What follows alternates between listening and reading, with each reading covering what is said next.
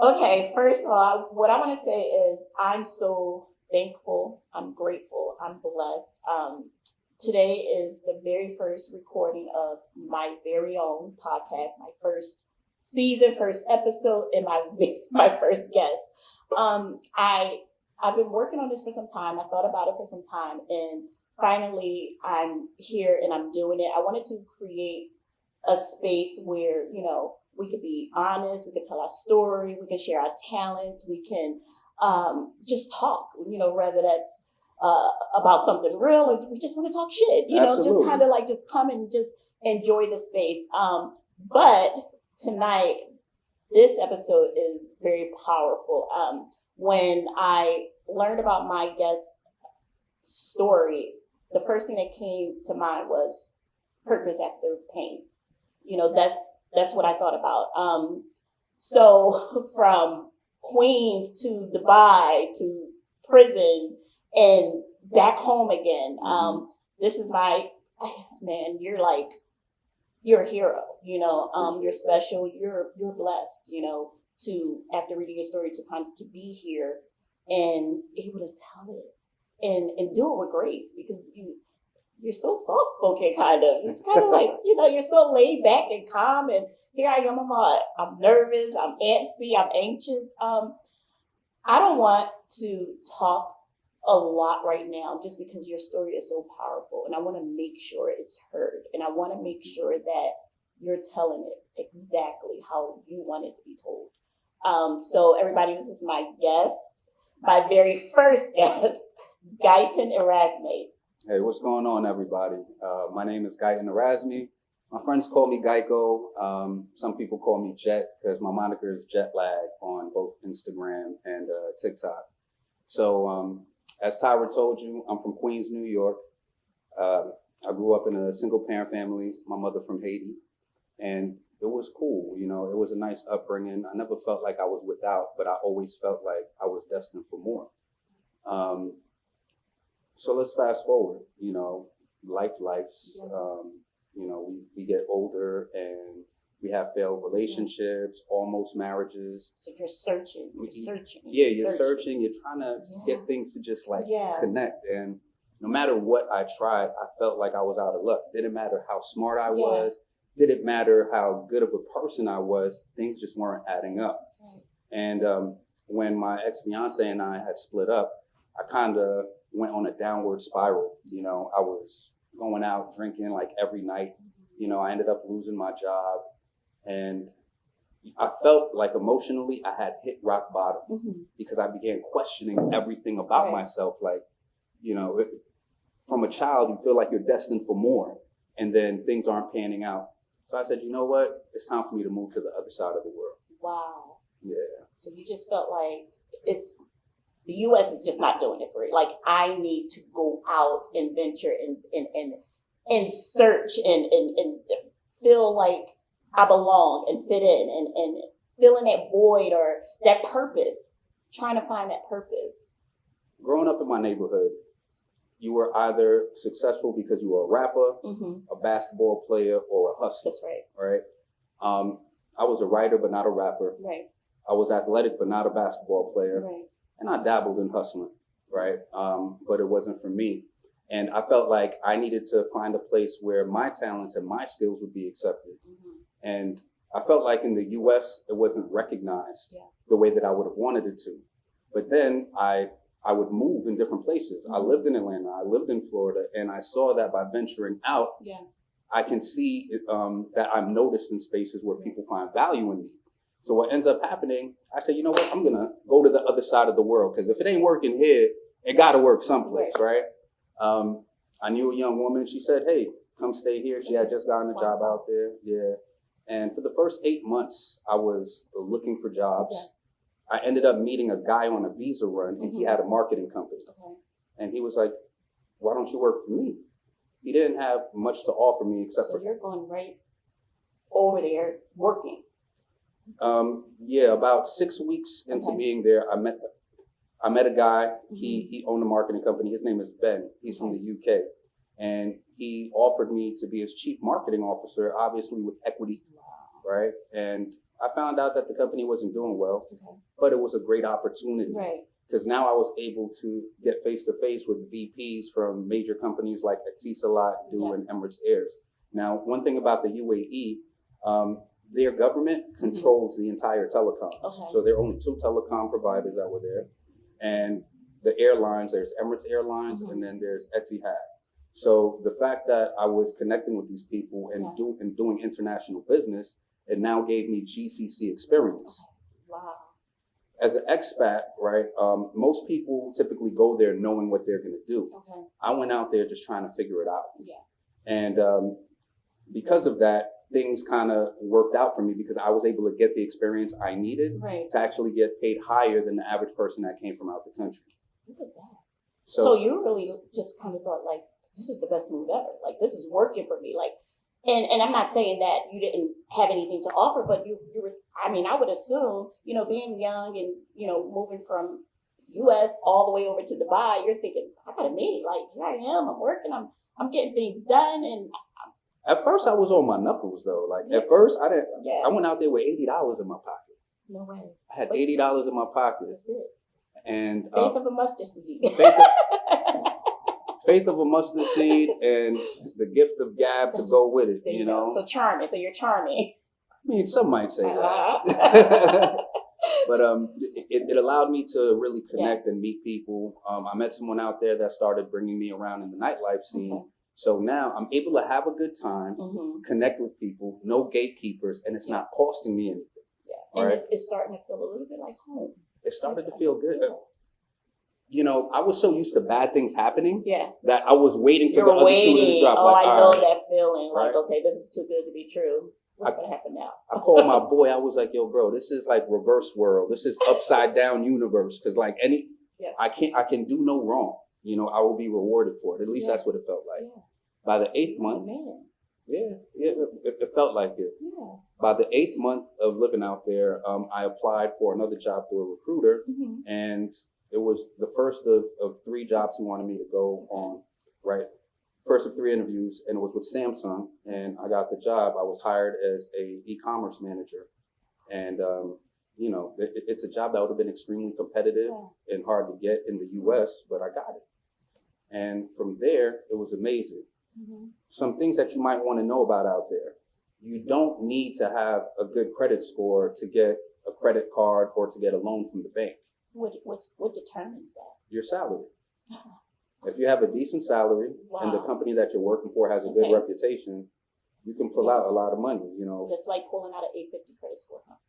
Pretty much. Like on a personal loan, just saying, hey, I want a personal loan. I qualify for $250,000 out the gate, right? And then some people don't think to themselves like, hey, I can borrow this money at 4% interest, right? And then I could, if I wanted to, take it, put a down payment someplace at home, and then have that rate of interest rather than the at-home interest. Wow. Some free game for y'all to think about if you ever plan on moving out the country. Right. Another thing is that your rent wasn't collected month to month. It was on a year, so you pay the entire year up front. Okay. That was cool because I was able to take a loan for the year, and then they actually deduct the loan directly from your bank account the same day that you get paid. Okay, then you're good for a year. Oh, by the way, I didn't mention it's tax-free. So, listen, I'm living in the wrong country, okay? I don't know. That's great. So all of these things are happening for you, and you're just kind of like, it feels like you're gliding through and things are working out and everything is coming together. Like, when did it change? How did it change? What happened?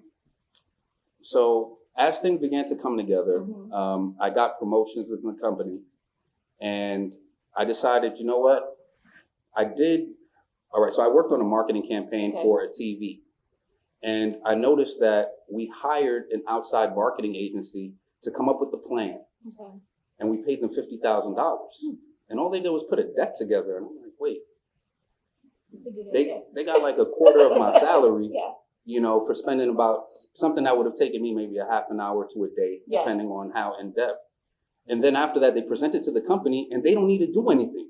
It's like, you guys come up with an idea and say, here, guys, run with it, and the company pays you. So that's when I decided to start my own company, IBC. Inspiration Breeds Creativity. Also, Innovative Branded Communications. I formed it out there. I was also coming up in nightlife as well. So I made a lot of friends, a lot of connections. And, you know, that led me kind of back to where I was in New York, you know, getting into activities. And because, you know, when we come from certain places, you know, it's just in us kind of. It is. Like, you know, fall into that hustle and that, you know, that hustle and that bustle and kind of like, oh yeah, this is what we do, you know? And that's the thing, right? So I told you, you know, rapper, athlete, hustler, you know, and I said that I dabbled. Well, that faith of a mustard seed, it got a lot of fertilizer, great water, and sunshine because other opportunities opened up. I met a guy. He had some stuff that I wanted, right? Some bud. And he told me how much it was. It was like $70 a gram. So you're thinking, how can I not? Yeah, how can I not, right? So I bought it, and that's pretty expensive, right? Because out here at the time, it was about 20 per gram, but they're 70. And I get it, and it's amazing. So I get me a half, and my friend comes by the next day, and he's like, yo, bro, I got some loud, da-da-da-da-da. It was trash. He smoked on mine. He was like, I need to buy some. How much did you pay? So here you go. You came through. I inflated the cost. I inflated the cost before he even asked me because I didn't want to because sell. Why not, though? Well, I didn't want to share. Yeah, but, you know, I mean, but you're thinking, I don't want to share, but it's business. Why not? Yeah. Well, I thought what's the harm in it? Because in the moment, that's how you're thinking. Like, what's the harm? I honestly wasn't thinking that he was going to buy it. I thought he was going to say, well, you crazy. Yeah. I said $270. Instead of $70, I said $270. Yeah, and he said, let me get 4. Shut up. Yeah, so then that's when you thought, wait, I'm in the wrong business. That's when, like, a light bulb, you were right? And at that point, I still wasn't really pressed too much. I just thought to myself, okay, I could subsidize, you know, my habit. And by the end of the first month, I made like $15,000 that I didn't expect.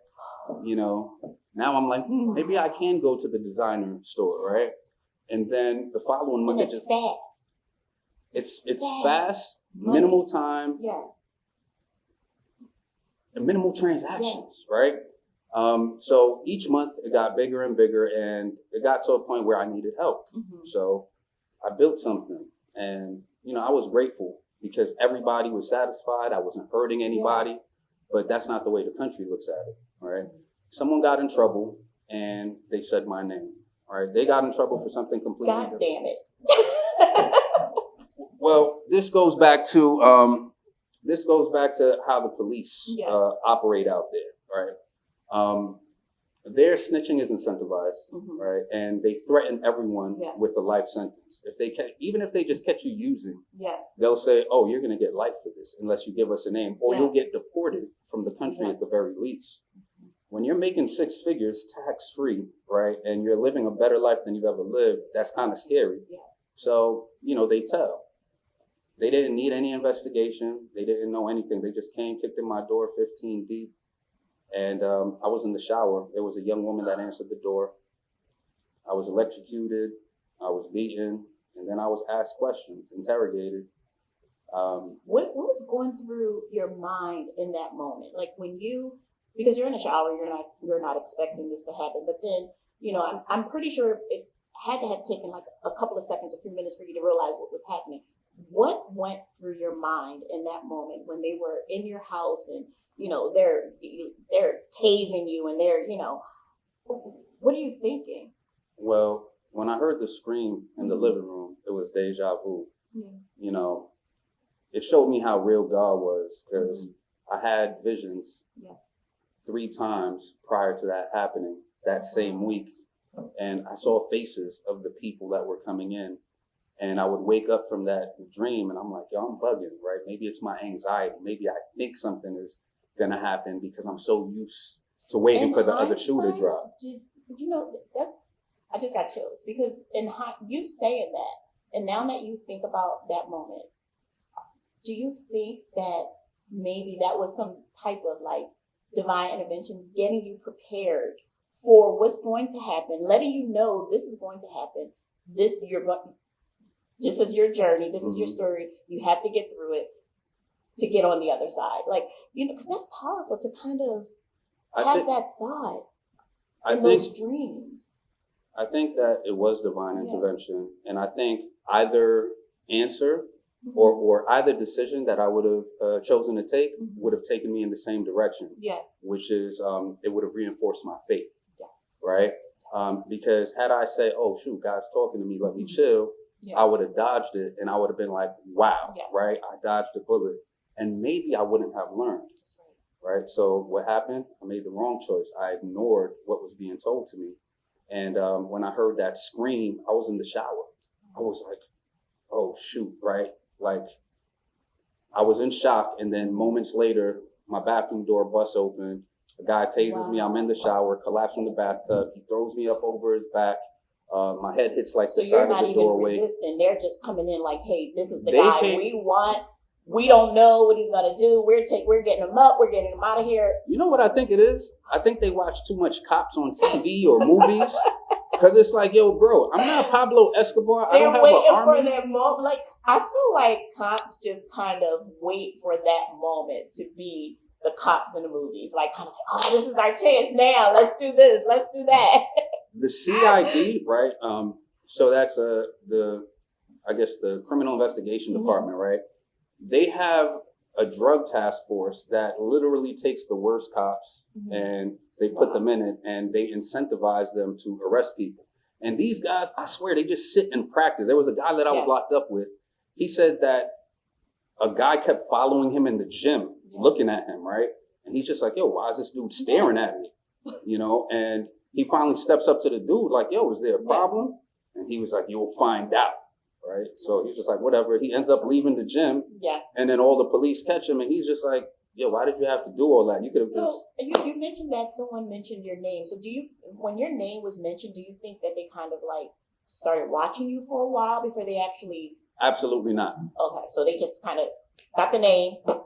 They got the name and they went gung ho. And the reason why they do that is because they believe that when a name is fresh, they can catch you in the act. Give you no time to get. Yeah. Not to mention they're incentivized. So their team gets 100,000 dirham, which is about $27,000 for each person that gets convicted with a life sentence. So they gotta get you. Yeah, they gotta get you. It's like a sales pipeline. They catch whoever they can, and then whatever sticks, they get their bonuses. Yeah. So yeah, that dude snitched. They came to my place, and now I'm like, man, they didn't catch anything. I had some bud. I wasn't in the act of doing anything per se, right? And I'm in the shower. Did they find something in your house at that time, at that moment, or? Yeah, so he asked me, where's the stuff? And I'm like, what are you talking about? They're like, where's the kilos? Where's the kilos? I'm like, I don't have any kilos. I get a good slap, right? I was like, look, I got some stuff. It's inside my book bag. It's just my personal. Yeah. They saw it.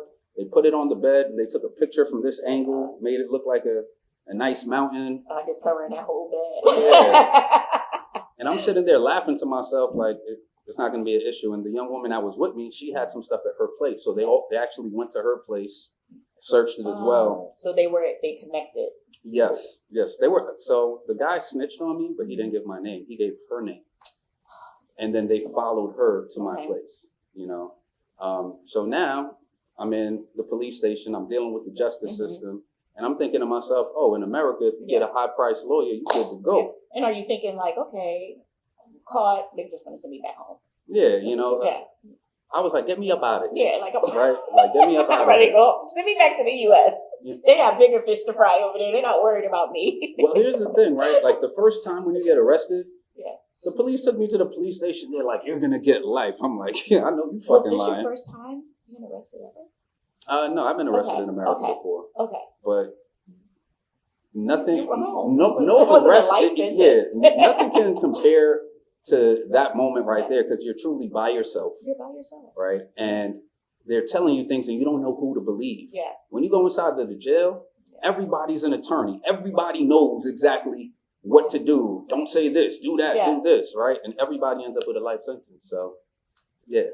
But you think you can throw money? I would be boo-hooing, please don't. Like, How did you survive that? Like mentally?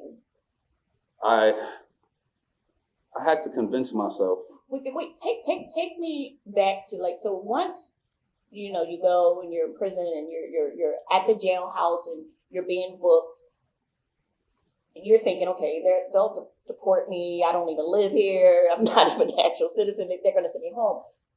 At what point did you realize that, wait, like when did you go see the judge, and did he say, hey, this is life, or did you have to go through like a little trial, or like how did that happen? What happened with that? So most people, you would end up seeing them leave, and they go through a court in Dubai, because I was arrested in Dubai.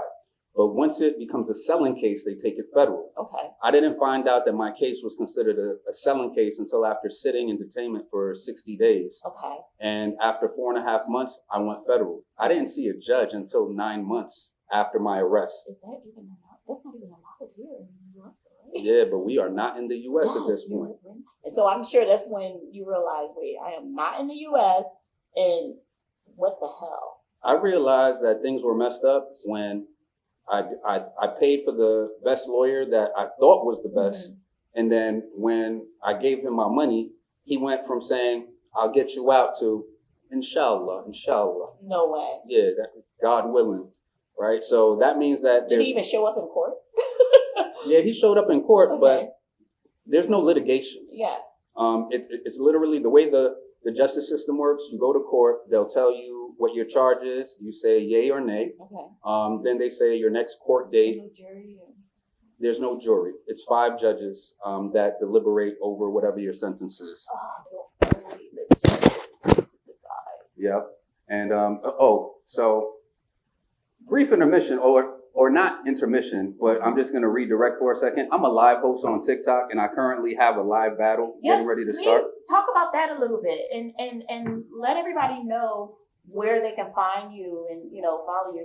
Even if they're watching and they want to just. If you're watching right now, you can actually go to TikTok Live, jetlag_G. I'm a live host Monday through Friday, 11 a.m.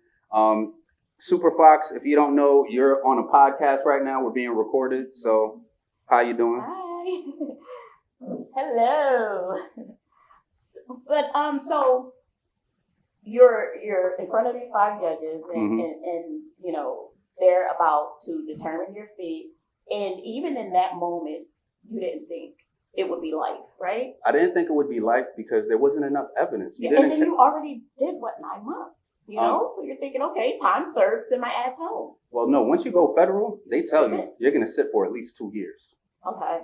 Just with the entire justice system. Earliest you'll be out is 18 months. And I saw some people get out, but then I saw a lot of people didn't get out. There are more than 3,000 people with life sentences. After spending a year and change in detainment, because I was arrested October 6, 2018. And on October 30th, 2019, I was found guilty of selling and using, which is life plus 2 years. So when you heard that sentence, what was going through your mind? Well, honestly, he said morbid. Morbid is Arabic for forever or eternity. So when he said that, I'm like, oh, nah, he can't be talking to me. Maybe he was talking to her, because 2 of us on the case. And they're talking life. They're not talking like 20 to 25 years. They're talking life. So life means 25 years. Okay. Life means 25 years, but 25 years at the age of 37 at the time, that's my life, right? Yeah. But then after that, they said it again, which means that we both got life sentences. Yeah, so my first reaction was to laugh. I laughed. Because the shock. Yeah, the shock. And are they really serious for that? That's what you're thinking, right? For that? A part of me was telling myself, I'm going to get life too. Yeah. Everybody gets life. Because when you first go to federal prison, the first thing this guy said to me, his name was Sultan. Okay. He said, Habibi, don't worry. Everybody gets a life sentence at first. And maybe it'll go down in the second court or whatever. But if not, maybe in a Supreme Court. I got life, and life. All right. But even when I knew that everything was happening, I told myself that I might get life, but I didn't expect it. Yeah. I had a conversation with myself, though, which was more important, because I kept going over that thought in my head. God was trying to tell me something. And I'm like, I know you don't have me here for this. So you have me here for something else. What's my purpose? You know, and every day I would pray and I would try to figure out exactly what God wanted me to do. So I started connecting with the individuals there and I began to learn how to speak Arabic. What? So you get the life sentence. You're there and you're thinking, okay, I'm here. Mm-hmm. This is my life, right? Mm-hmm. And like, did you ever feel like, okay, I can't do this? Like, you just want to give up? Like, no. Okay. No. So you went in and you're like, okay, I have to make the best of this. Yes. And what did that look like to you? One thing that my friends always say to me is I have the ability to adapt to all types of change. You know, I'm just like, okay, I'm in a new place. I moved to the other side of the world. Let's see what, I'm here. Yeah. And I didn't feel scared. I didn't feel threatened. I only felt bad for my family that was suffering because I wasn't there to help them in any way. So I said, okay, God, you have me here. Let me learn what I have to learn. Let me do what I have to do. So you started really listening to what the message is and what God was trying to say to you, and what your purpose is, and why are you here? Because it's not for that, but yeah, you know what I mean? It wasn't for that. It was to learn. It was to really find myself because, you know, I was in tune. Mm-hmm. I was free from social media. I was free from horrible foods, right? Because I only had certain things that I could eat, and the food was actually okay there. I was free from distractions. Mm-hmm. And another thing that I was free from was stress. I didn't have bills, right? And I wasn't going to dwell on the things that I couldn't be there for or take care of. I was going to be the best person that I could be here so that I could be even better when I come home. And what that looked like was learning a different language, exercising, helping other men to kind of get through their issues, because we saw all kinds of things. So I started working in the library. Mm-hmm. And by working in the library, I was able to take the curriculum that I developed and apply it to your own curriculum there. And so was it a curriculum, like, what was it specific to? Like, what made you say, hey, I need to develop this curriculum and it needs to look like this? Like, did you see that the guys were lacking something? Were they missing something? Or like the need for to learn another language, to learn to read, to learn English? Like, what curriculum did you feel was necessary? ESL. Okay. Because it was the only thing that I could really help them with. Right. One thing I noticed is that you get paid more if you're bilingual. You have way more opportunities, especially if you can speak English, because that's the second most widely spoken language in the UAE. So by doing that, I was able to give people an opportunity to have more opportunities when they go home to their families. Right. And I felt like it was also something that would help the prison as well, because they had at that point been in the news for human rights violations. Yeah. So for me, it was an opportunity to get outside, to connect with police. So you were able to leave from the prison and kind of go outside a little bit? From my cell block. Like a work program that we have here a little bit. Like. Yeah, it wasn't like work release, but I was working in the prison. I was able to leave from my cell block and stuff like that. Okay. Yeah. So that was cool. And then I eventually became a foreman. I was the head of a cell block responsible for 300 men from over 25 different countries. Oh, wow. And I served as a liaison between them and the senior officers. So between the school and that, I started to connect with a lot of other people, and that's what actually took me on this mental health journey. Wow. I mean, so I'm listening to this, and I just don't hear any like bitterness. You know what I mean? Like you're speaking as if like, okay, it happened, it was bad. So what? Here I am. I got out of it. You know, most people become bitter, you know, and pain. Like, what made you choose purpose instead? Honestly, some people say it's the harder choice, but I feel like it was the easier choice, right? I talk about limiting beliefs. Mm-hmm. When you believe that you're supposed to fail, you will fail. When you believe you're supposed to win, you will find the victory in anything that you do, right? So when I found myself there, I had already reinstilled my confidence, because I told you I came from the other side of the world. I figured things out, right? And now I'm building. So I knew that this was just a continuation of that journey. So I chose purpose. And in doing so, it helped me to make it through. I did my time. I did not let my time do me. A lot of guys were crippled by the sentence. They were crippled by things that they couldn't control. And I used to tell them, find joy in the moments right here, right now. I spent a lot more time laughing. Because what are you going to do? You're there. Exactly. You're there. So acceptance, Yes. right? Acceptance is key. Yes. And that's what we started doing when we would sit in a circle. I would tell them, you have to say, I accept, Yes. right? And that's what took me on a mental health journey. That's what allowed me to help more men. And I actually helped some of the officers as well. Some of the CEOs, they became really cool with me and they helped me out a lot while I was in there. Just amazing. So, like, I just don't know. Okay, so going back to whenever you kind of, you ESL and you're the foreman and you're helping the inmates and you're refreshing and growing and learning yourself. You're eating healthy, you're exercising, you're doing everything that you need to do to get through this, right? Yes. Without knowing you're going to come home. You're thinking you're there, right? For at least 20, 25 years, right? So they have a pardoning system, Okay. right? The pardon happens 3 times a year. Mm-hmm. One is during the National Day, which is like our Independence Day. The other one is during Ramadan. That's usually the biggest one. Okay. And the other one, and the last one is during Eid. So depending on when Ramadan falls, we'll have that one at the beginning of the year, Eid next, and then National Day is in December. So imagine on the TV, they put up a number right before that day comes, and it tells you how many people are getting pardoned. Yeah. So you're like, oh my gosh, I hope that I'm included in that number, right? And every year around the same time, 3 times a year, you have all of these people. Everybody's praying 5 times a day. Yeah. Everybody's being extra nice because they're like, God is looking at me right now, so maybe my name gonna be on the list. I'm gonna go out. And then 2 things can happen, or 3 things can happen. 1, nobody's name is called. Right. In those situations, everybody is happy. Because what made the life sentence easier was knowing that everybody around you had a life sentence. Yes. Yes. Right? And so you're kind of building your own, community, family. And we're here. So when did you know that you had the opportunity or could have the opportunity to be released?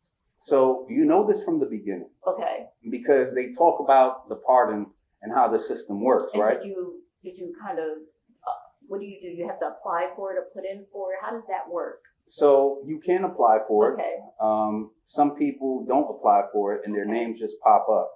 You think that there's a way that they do it, a system, like they'll tell you, oh, this time they're going to be releasing people that had drug cases. This time it's going to be people with money cases. Yeah. But then you realize there's special things that they can do. Okay. So when I first got to the feds in 2019, I got there February 2019. Ramadan, I think, happened in May. Okay. That May, 144 people were released. And that was the first time they had been released from that prison during the pardon. So now everyone's thinking to themselves, okay, every pardon, there's going to be another release. The next pardon that came, which was a couple months later, they released 3 people. Wow.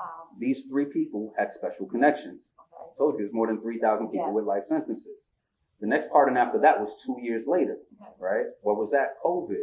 So I'm like, oh man, I'm definitely going home. Saudi Arabia just freed a bunch of people that were nonviolent. Bahrain was doing the same thing. I was following what the Middle East was doing. Dubai was like, nah, UAE said sit down. Yeah. They let people if you had like 15 years or less, they released you. But because I was considered a life sentence, they said, nah, you're going to stay here. So when did yours come along? What happened? Like, what were you doing? Like, were you teaching your ESL class? Were you, what were you doing? What was your mindset around that time? What were you working on? What were you thinking about around the time when your name came up on that pardon? I always thought that I was going home the next pardon. And my mother didn't know I had a life sentence. Speaking it into existence. So I was just like, Mom, I'm coming home. When I tell you, I tried everything. So your mom didn't even know you had. She didn't. Her baby? I told her that I got 4 years, but I might be out a little bit earlier or I might be out later. So you had to make this happen because... Yeah, because I didn't... My mom, she's the closest person to me. She's very fragile. And I didn't know what would happen as a result of her hearing it. Because you heard about guys whose mothers came, found out they had life, and then they had heart attacks right there in the jail. Yeah. That's a lot. And then to have you fly from the other side of the world to come see me, spending all that money for a ticket, and I can't even hug you. I could talk to you for 10 minutes through the glass.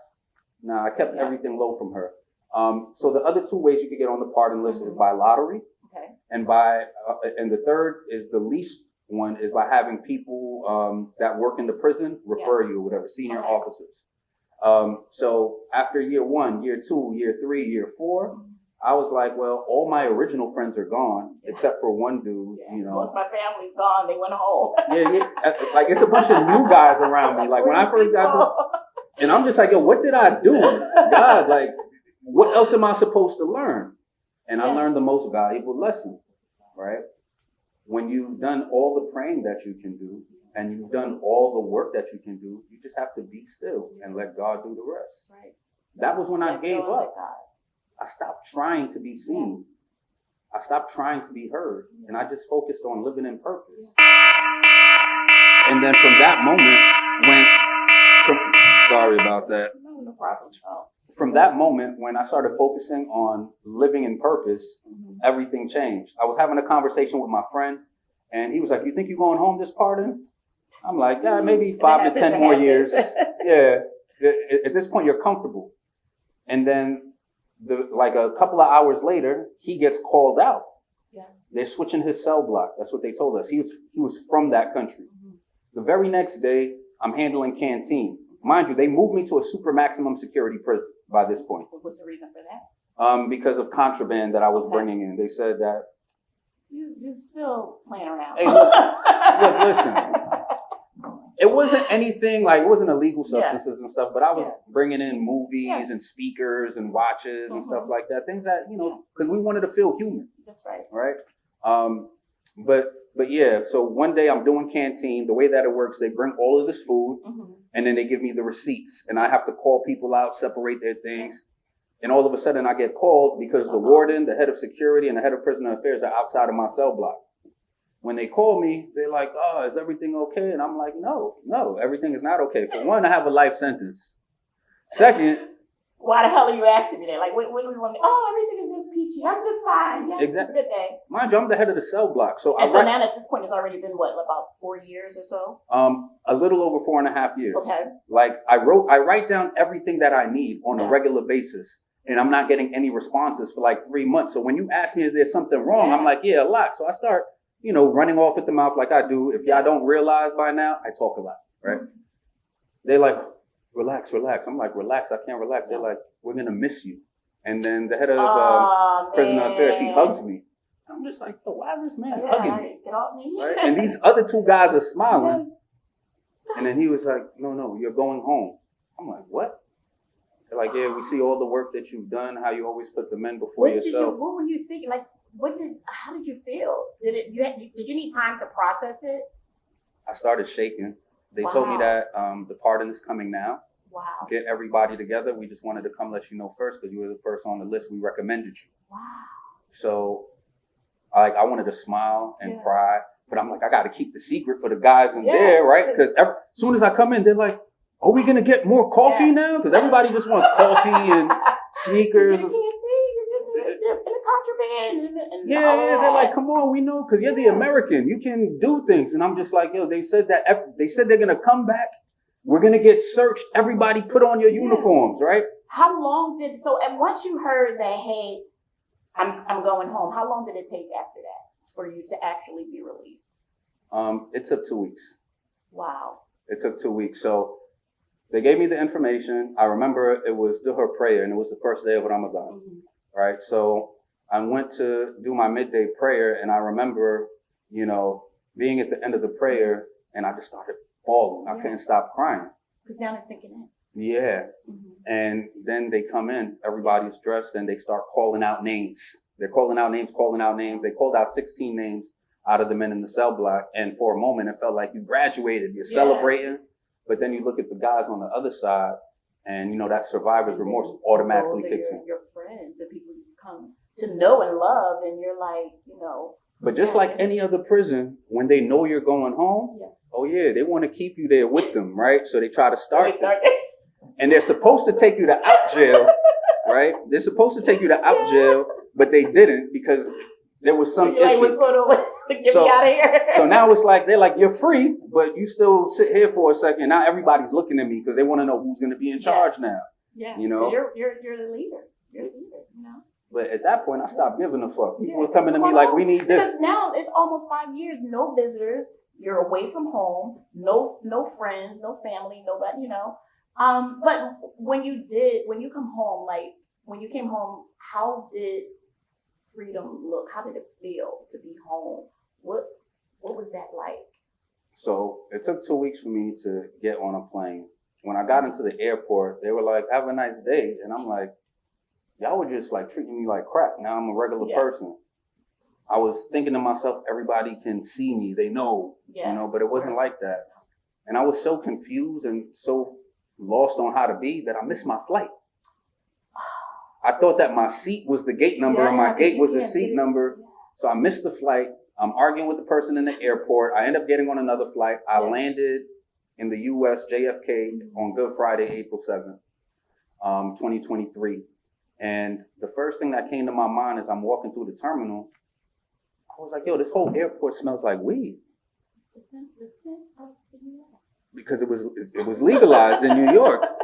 And then I just started to laugh at myself like, yo, I just sat there for 5 years of what was supposed to be a life sentence for the same thing that my airport smells like. One of my best friends picked me up from the airport, took me home to my family. Your mom was ecstatic.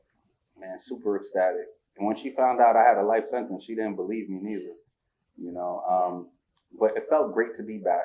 And one thing I used to pray about when I was there, I used to ask God, if you can fix this one problem, I'll gladly take on all the other problems that happen outside in the real world. And with that attitude, it's actually kept me up because I've been through a lot more since being home. And how long have you been home now? 3 years. And April 7th just passed. So in that 3 years, tell us, like, cause you're working on, you're still displaying that leadership and that, you know, giving back and that purpose. What do you work, like, let everybody know what you're working on, what you're doing, what you're up to, because it's great. So currently I work as a director of operations for a nonprofit called George L. Cannon, the Second House of Hope for Girls. We work with justice and trauma impacted youth. And since coming on there, we've been doing a lot more. And that's something that recently happened over the past 3 months. Prior to that, I started off in the nonprofit space when coming back home, working with a company called Services for the Underserved, where I worked with the mentally and developmentally disabled community. And it was there that my purpose began to be reinforced because it's like muscle memory. When I first came back, I'm like, all right, time to get back to the money. Yes. But I wasn't getting any jobs in marketing. I find myself working in mental health, the same thing that I started there. And then I continued. I decided that I wanted to work with the justice impacted population the best way that I knew how. You know it. Exactly. So when moving to Philadelphia, I began mentoring some youth and then, you know, speaking to their parents. And I had an injury where it kept me out of work for 1.5 years. So to find some way of doing things, I went to TikTok. I became a live host on TikTok and I began taking it seriously when my good friend formed an agency called Jeremiah Tassi. That agency allowed me to take what I learned and what I wanted to do and apply it to TikTok where I would have a larger audience. Wow. So I've built an entire community there. I was literally in the middle of a battle now. And that's what allowed me to be seen. See, by going on TikTok, I learned how to create content properly. I learned how to communicate with my audience effectively, even though I'm not communicating with y'all right now. I'm in an interview. And it prepared me for this very moment right here. So now with the nonprofit, I actually write grants, and we're going to be adding a legal clinic to the space as well. So not only will we be helping justice impacted youth through programs and prison diversion, but we will also be providing legal aid. you are just living in your purpose, like literally. What's something, before we wrap this up, like what is something that you think people misunderstand about rebuilding life after incarceration? If there's one thing that you learn during incarceration, it's patience. If you don't learn patience and you don't understand how time works, you'll come outside and you'll fail again. Most of the time, the reason why we end up in prison is because we didn't have patience. We didn't know how to work a plan. So that being said, that's what allows me to do what I need to do, because I know that things take time. Good things take time. So for those of you that are going through some financial trouble, maybe it's your credit, and you're thinking to yourself, man, how am I ever going to get out of this debt? By one payment at a time, y'all. It's going to take time. But I promise you, if you try to rush it now, you try to rush things, you'll end up in a worse situation than you already were. Yeah. I'm speechless. For so many different reasons. I mean, in a good way though. Because one, like I said, this is my very first episode. You're my very first guest. I'm extremely nervous. I talk a lot. I love to talk, but I wanted to make sure, and I mean, we're going to talk a bunch of shit on this show about any and everything all the time. But I also wanted to make sure that I show the real part of it, the purpose and the people that are out here within our community that come from where we come from and doing good, even after having a bad patch, and I'm thankful that you're here. Thank you so much for agreeing to be here. And I want to have you back. I want to have you back for our Battle of the Sexes and some of our, our shit talking and all of that. So I'll keep you posted about that. But I want you to let everyone know, where they can find you, how they can follow you. You're working on an ebook. You have an ebook. I have an ebook. It's called The Purpose Driven Live Host. It's a book that I use to teach my community ways to monetize with integrity on TikTok. A lot of people are looking for other forms of income, right? Some people are looking to tell their story. You come to TikTok, my book will give you all of that. My lives will give you that as well. So that's one book. I also have another book which hasn't been published yet, but it's the one that I wrote while I was inside. That's the one. Yeah. It's called International Bag Chaser. Yes. Thank you so much, Guyton. I really appreciate it. Thank you for having me. Okay, so this is it for my very first episode of my podcast, Talk About It with Tyra. Every Friday we will be here. Every Friday will be a new episode. I hope you guys continue to tune in, watch me grow. And if you're looking to be a guest on the podcast, if you have a talent, you own a business, you're a singer, you're a dancer, you're an author, a spoken word artist, reach out to me. I want to give you guys the space to showcase, to shine. I think that we need more of that in our community. So much raw talent, and everybody that knows me know that that's where I come from. Like, the entertainment industry is my thing. My daughter's been in it for a very long time, and I just want to showcase the talents of everybody. So if you have a talent, you want to get up here and do a little jig, let me know. You can have a stage, whatever you want to do. If I was prepared, I would have prepared a piece, but yeah, I write poetry. Well, we gotta come on and definitely some words, I'll come perform the next time. Definitely. Yes. So you can find this episode, Talk About It with Tyra, on YouTube under Fiercely Entertainment LLC. And that's it for now. Thank you guys. Thank you.